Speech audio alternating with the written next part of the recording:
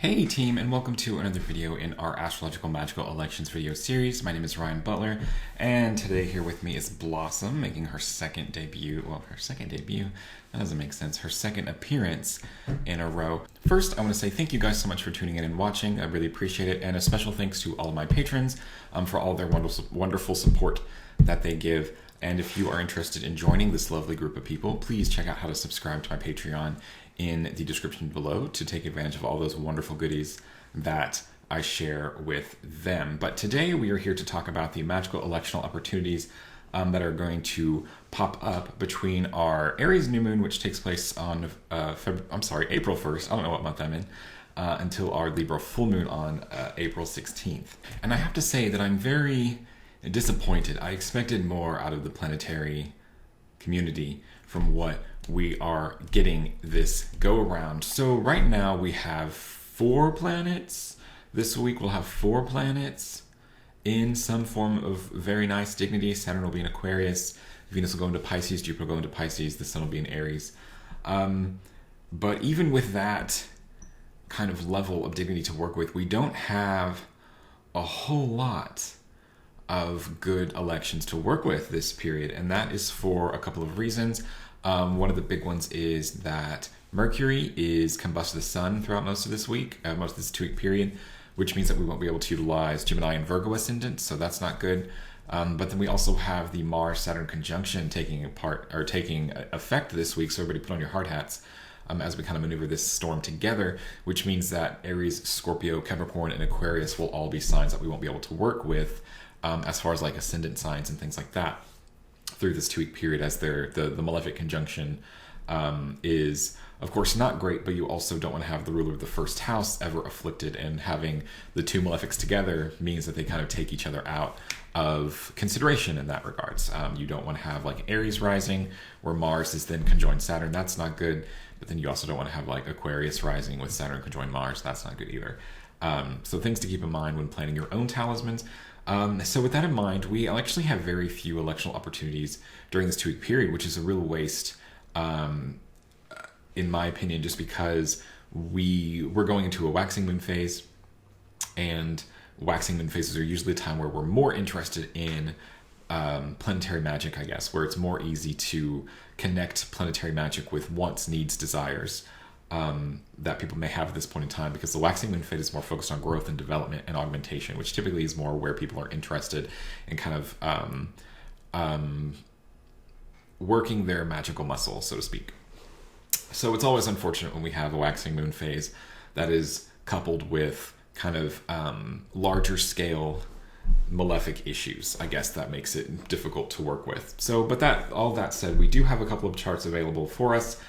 They're all more or less the same between the 3 locations that I typically survey. So we're going to do kind of an older style video where we'll talk about each talismanic opportunity separately and go through what the charts look like in all 3 of the locations, instead of giving each location its own segment of the video. So our first electional opportunity takes place on either April 5th or April 6th, depending on where you fall, like on what side of the international date line. And this day is going to hold an opportunity for a 6th Lunar Mansion talisman. So the 6th Lunar Mansion is one that's primarily focused on relationships, their development, their support. It's more focused on like romantic or courtly relationships, so there is kind of this element involved with it, to where this is sort of the kind of relationship that the 6th Lunar Mansion specializes in assisting or reinforcing or helping with. That's not to say that it's the only kind of relationship that the 6th Lunar Mansion can help with. I've used it in the past to help people who are struggling with, of course, strained marriages, obviously. It's the 6th Lunar Mansion is an effective remedy for. Also for people who are getting interested in being more involved or getting back into kind of the dating scene, trying to kind of cook up a perfect partner kind of thing. Also for people who have kind of strained familial relationships, so between mother and child, either whether that's an adult child and a obviously older adult parent, or a parent and a younger child, between siblings, between roommates. So the 6th Lunar Mansion, while it is more primarily focused on sort of that romantic love, it can be utilized in more of like storge, familial love kind of a thing, or xenia, neighborly love. So just kind of something to keep in mind. It's useful in general for strained relationships or for the development and foundation of new relationships. So if that's something that you think that you might be interested in, going forward in the near future, then this could be a great opportunity for you. For the North American continent, this election takes place on April 5th at just around 1:30 in the afternoon. This chart is set for 1323. And here we have the moon. I had to do this one a little bit differently. Obviously, you guys probably have known by now that I prefer the moon to be here or here, but that isn't always something that can work out. And so the moon in the 1st, in the 10th, actually, let me switch this around. I actually think I like it the 10th more than the 1st. And then the 3rd is a good one, and then the 11th, and then the 9th is another okay house. These are kind of my top 5 houses for the moon to be in, and right now we've got the moon in the 11th house, so it's workable, even if it's not ideal. But right now we have the moon in the 11th house in the 6th Lunar Mansion, and at this time she's applying this sextile to the sun. Of course, you guys know, I say this, I feel like almost every video, because I go after it almost every video that I can. Moon, sun aspects in Lunar Mansion talismans, or in any kind of talisman, honestly, is really super great, and I try to hunt it down and get it whenever I can.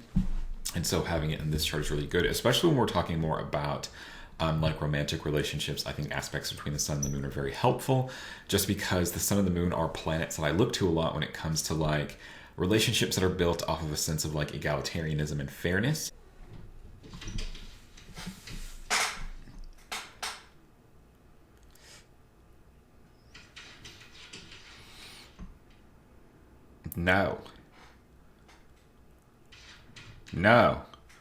No solicitors. Get out. I want your no. So, story time. Back in our first house, we had a door like that separated kind of the house in the middle and the hallway. And Ty hated it. Like, she hated it so much, and she let it be known. And she used to climb it like that all the time. If she was caught kind of on one side of the house and wanted to be on the other side, she would climb it. And since we've had this door installed, it hasn't been a super big problem. Like, she's climbed it like that much. But in the old house with a door like that, she would climb literally all the way to the top of it and just kind of sit there and just meow at us. Just meow constantly. But she hasn't quite figured her way back up all the way to this one. She'll just usually go up to that first rung there. But I'm waiting for her like little lizard brain to remember.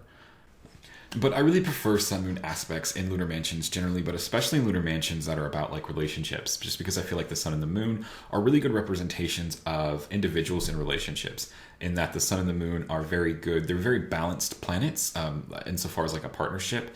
The sun as like, the king of the day, the moon is the queen of night. They're both luminaries. They kind of have a very similar weight, which I think is very important for relationships to kind of have that more egalitarian energy to be able to work themselves out more.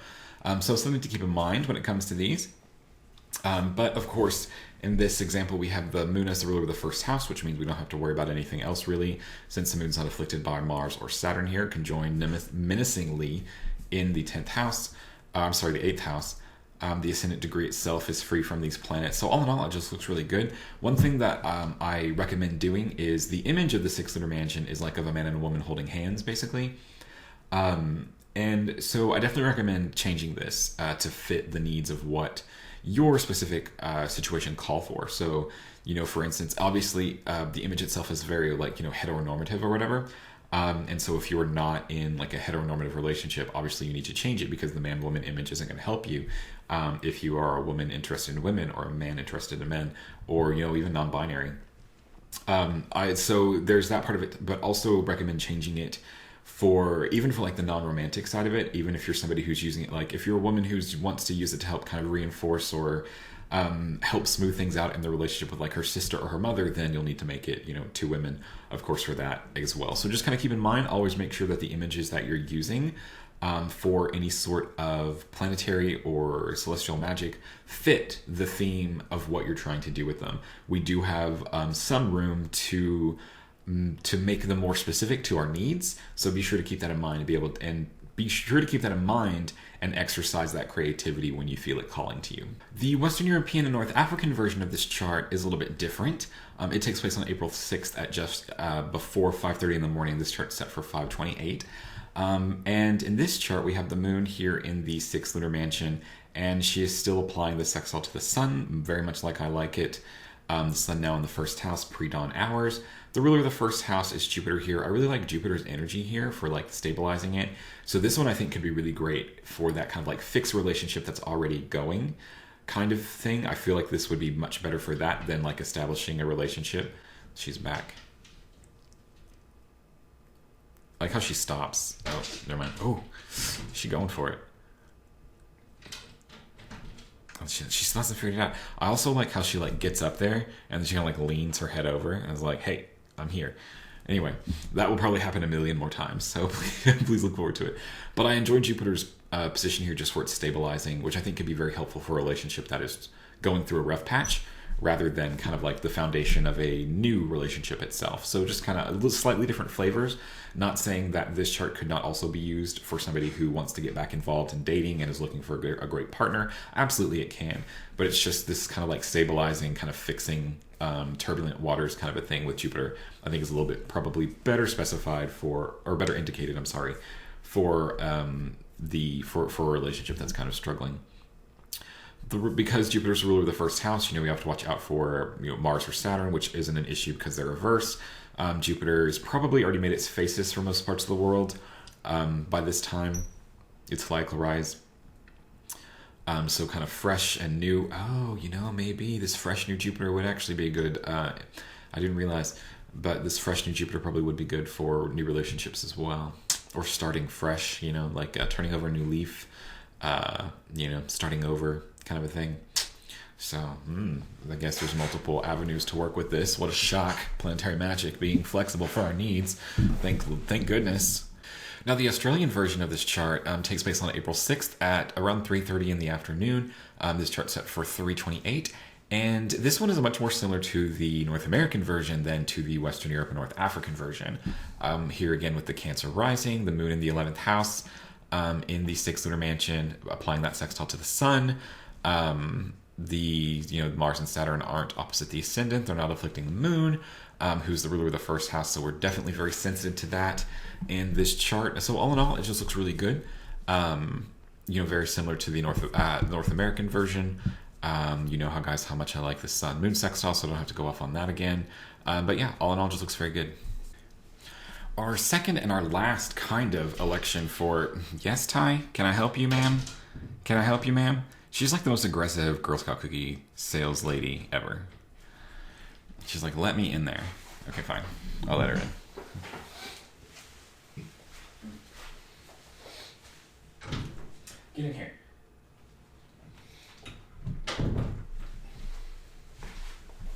Yes, my people.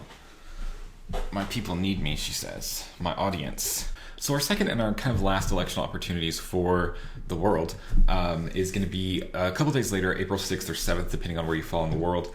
I'm sorry, April 8th or 7th, depending on where you fall in the world. And this is going to be an opportunity for an 8th Lunar Mansion talisman. The 8th Lunar Mansion is one that's really fun. It is a talisman that is more specifically used for victory.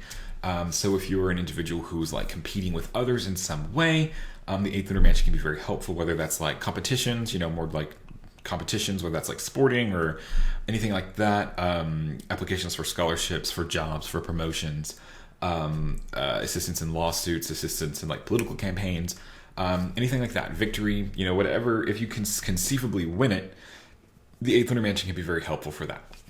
So for those of you who are in such a position, have I got a talisman for you? For the North American continent, this election is going to take place on April 7th at just before 11:30, Central Time at least, and this chart set for 11:22. Our main takeaways for this election are the Cancer moon ascending the moon in the 8th lunar mansion, and then applying this trine to the exalted Venus in Pisces. A really nice, very strong energy here. The Venus is far enough away from Mars to no longer really have to worry about that more malefic interference. Meanwhile, the moon as the ruler of the first house is similarly very safe in her sign of Cancer, also unafflicted by Mars or Saturn at this time. This chart's almost really sad, really. Oh, because this would almost be a really great chart for a Venus planetary talisman, honestly. And there may be people out there who might be able to make this work, but there was not a way that I could get Venus to be like angular here on this side of the midheaven. while also maintaining Venus's hour. After the sun passes through the 11th house cusp, it changes to the Venus hour. But to get Venus back, on the ascendant here, the sun will need to be further into the 11th house, and that is the sun's hour when the sun is on this side of the 11th house cusp. So there wasn't a way for me to get it to line up, but that might be more of a location specific thing. So I recommend those of you who are not around me location wise in the United States to double check this chart and see if you can get Venus angular while the planetary hour is Venus. On top of that, you need to make sure that you can have Cancer rising, because you don't want Gemini rising. If you get Gemini rising, then you'll have another issue where if you have Gemini rising, you'll have another issue where Mercury, of course, becomes the ruler of the first house, which sounds cool and all, but Mercury is still combust to the sun, so we don't want that. We don't do, in this house, we don't do Mercury, no. In this house, we don't do combust rulers of the first house for elections. Not a good plan, don't do it. So you want to make sure that you can keep Cancer rising. So all this to say, this moment in time is a really great 8th Lunar Mansion talisman for victory because of the strong connection to a benefic planet who was herself well placed in essential dignities. It could potentially also be a good time for a Venus planetary talisman, cashing in on Venus being exalted, if you can get Venus angular on the midheaven while it is Venus's hour, without having a Cancer ascendant, or without having a Gemini ascendant. If you can keep Cancer ascendant, you're golden. If you have Gemini ascendant, you're not. And so there you go. Good luck. Godspeed. For the Western European and North African version of this chart, it takes place on April 8th at just before 10 in the morning. This chart's set for 9:56. And it's a little bit different from the North American version. As you can see here, the moon's position is different for one, where she's now moved to 8 degrees of Cancer. So I moved like 8 degrees from her position in the North American version of this chart. That means that she's not actually applying the trine to Venus here, but instead she's applying the square. That was a terrible line. She's instead applying the square to the sun. And this can still be fine. I really like the solar applications here. Oh, what a surprise. But I like the solar application specifically with the 8th Lunar Mansion because the 8th Lunar Mansion being about victory, having the sun here can be really good because the sun is about honors, rewards, being noticed, which can all be really helpful indicators of victory, especially if you're competing in a thing to where like being noticed or being recognized for something can be like the key to being to winning. So kind of keep that in mind and see if it is a bit more applicable to your situation. And if it is, then go for it. Like absolutely go for it. Kind of the takeaway from this though, the unfortunate part is, while the moon is in the mansion and applying to an okay planet, the moon's the ruler of the first house. Mars and Saturn are not opposing this, or not afflicting either the moon or the ascendant. There's a 10-degree difference between the moon's square here. So it's a little far, which generally is not something that we like. We like our applications to be more immediate than this. But 10 degrees is about kind of at the position where you kind of start to feel some of those more languishing effects of it, to where it's like the planet or the talisman takes a little bit longer to get up and running. So if you're going to go for this election, make sure that you don't need a super quick turnaround for it, that it can kind of do its thing and take time to work, and just kind of like be aware that it might still take a while for it to happen. So if you have some time, before the announcement of the winner of whatever it is that you're involved in, then this could still be a great talisman. But if you're expecting word back like next week, that's probably too soon.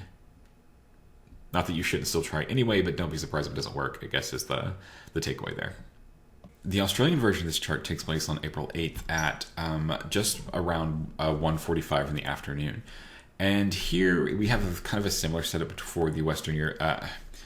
And here we have kind of a similar setup as the Western European version, with the moon not applying the trine to Venus again, but again to the square of the sun. And here we're separated even further, about 13 degrees distance, which is getting pretty far.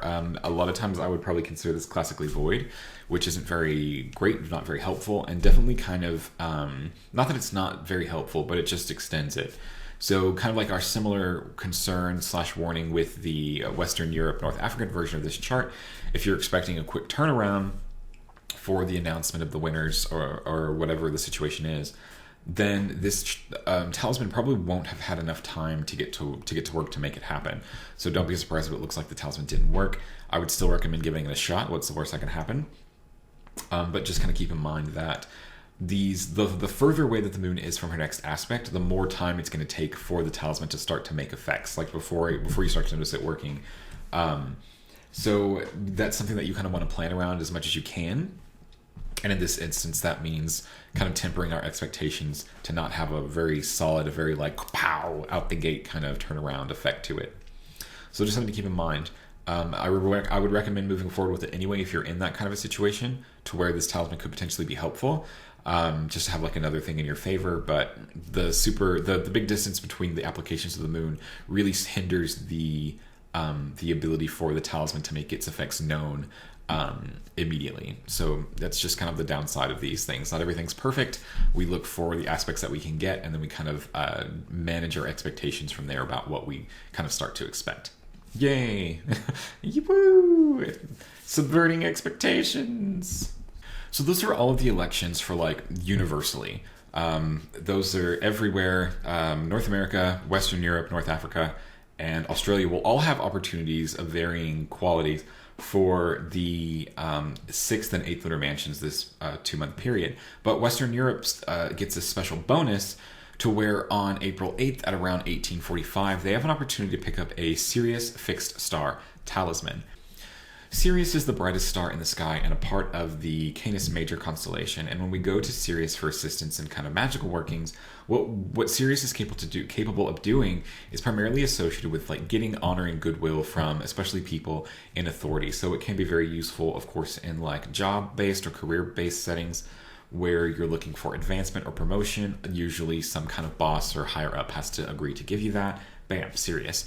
It can also be very useful, of course, in like law, where a judge would be, of course, a person with authority who would be more favorable to your side. So always something to consider as a tool there. And then there are other situations as well. Sirius is useful for making people like involved in the field that you're involved in notice you and kind of help you out, help present you with opportunities that you may not have otherwise had or have been, or maybe had in the past been overlooked for. So Sirius is really good for that. It's also a good use star to help with repairing relationships, for strengthening relationships, specifically between spouses is what the texts say. So this one seems to be more about the reinforcement of marital commitment and love, which makes it, very similar to the 6th lunar mansion. So Western Europe and North Africa has kind of 2 opportunities to pick up talismans that can help kind of smooth things over with a loved one. But I'm not sure that Sirius has the ability to affect other kinds of relationships in the way that the 6th lunar mansion can. Sirius might only specifically be for married couples or like long-term committed couples, whereas the 6th lunar mansion can be augmented a little bit to affect other kinds of important relationships as well. So something to keep in mind there. Additionally, Sirius is described as being able to control the spirits of the air, which I've often used to extrapolate out for like safety and travel. Since especially in air travel, which is nice since that's a more modern concern that, of course, was not available, was not a thing when many of these ancient texts were written, but also in so far as like weather magic, weather manipulation. So something to keep in mind there too. But taking a look at our election chart for our Sirius election for Western Europe and North Africa, we've got the moon applying to the conjunction of the star rising on the star culminating, on the midheaven. Here at 14 degrees of Cancer, with the moon applying to it. At the same time, the moon is applying to a square of the sun. So Sirius is a star that is of the nature of Jupiter and Mars, I believe. And so normally when we would look to create an election for this star, we would want the moon to be applying to Jupiter and Mars. We don't have that here. Ryan, what are you doing? So there are also a couple of stars, Sirius and Regulus specifically, who I think can also work really well for or with applications to the sun. They both have like really strong solar connections and solar imagery associated with them.